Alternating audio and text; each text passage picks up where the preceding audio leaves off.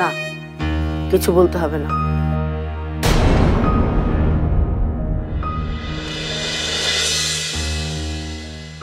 ভাই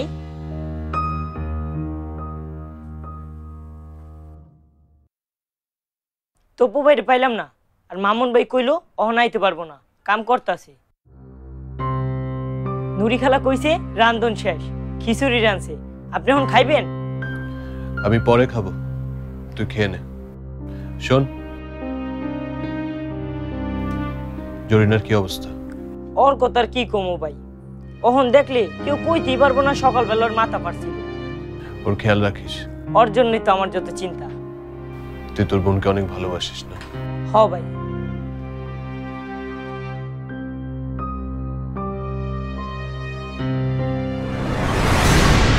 তুই যাবি না? একবার বললাম তো যাব, বারবার একই কথা কেন বলছিস? মা তোর জন্য অপেক্ষা করছে ভাইয়া। মাকে বলে দিস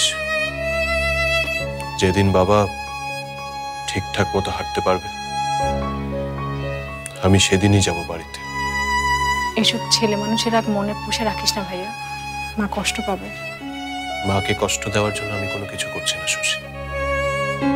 আমি যা কিছু করছি আমার স্বপ্ন পূরণের জন্য করছি। তোর কিসের স্বপ্ন? আমাদেরকে বাদ দিয়ে তুই কোন স্বপ্ন দেখছিস? একটা নতুন বাড়ির স্বপ্ন, অনেকগুলো দামি গাড়ির স্বপ্ন। এসব আমার থাকলে কোনোদিন আমাকে যোগ্যতা নিয়ে কেউ প্রশ্ন তুলতে পারবে না। কেউ আমাকে আঙ্গুল তুলে বলতে পারবে না আমি একটা জোকার। ভাইয়া শশী, আমাকে বাধা দিস না তো।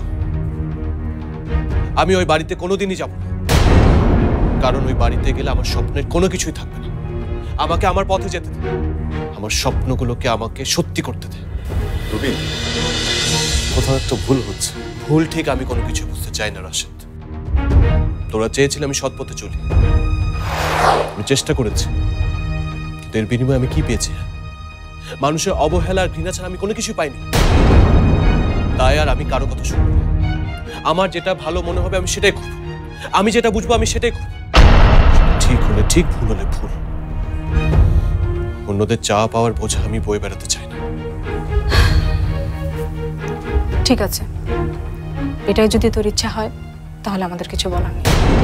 তবে আমাদের কথা যদি কখনো মনে পড়ে চলে আসিস। তোর গাড়ি আছে কি নেই, তুই কত বড় বাড়িতে থাকিস কি না, এগুলো দিয়ে তোকে আমরা বিচার করব। মামুন, ওদেরকে বাসে উঠিয়ে দিয়ে